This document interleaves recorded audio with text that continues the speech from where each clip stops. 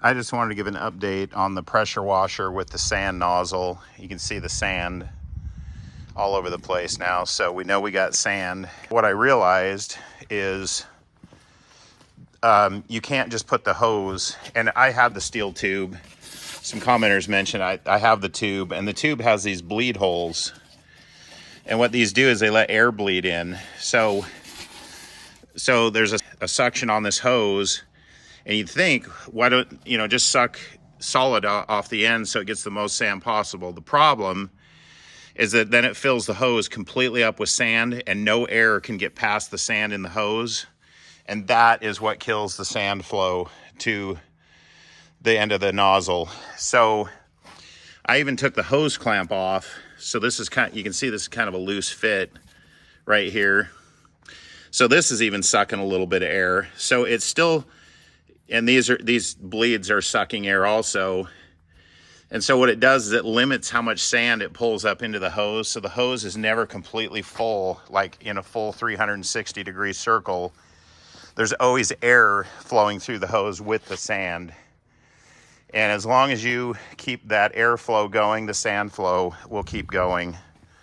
So the trick is to figure out how much air to let bleed into your system so that you don't suck so much sand in that it just clogs up your feed hose.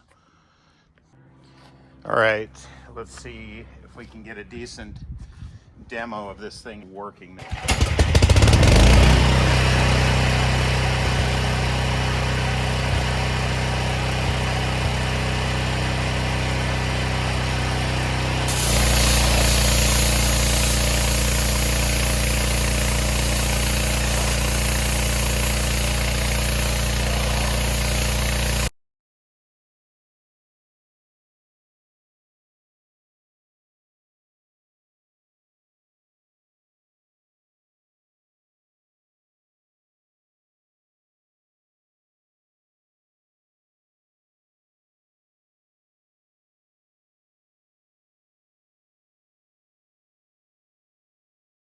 What I did is I taped the sand hose to the top of the pressure washer nozzle hose, whatever you want to call it, so that this is always above where the water comes in, so water won't get introduced.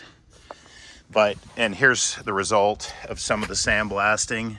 It's not fast, I'm not gonna lie, it is not that fast. It's a 0-degree nozzle on the end of that. I did hit the back of the bumper just for giggles to see, but it's getting dark, I'm soaking wet, and my hair's full of sand. And then, of course, once they see that you got the pressure washer out, they start dragging over their own projects. So, it is what it is. I had to pressure wash the wagon.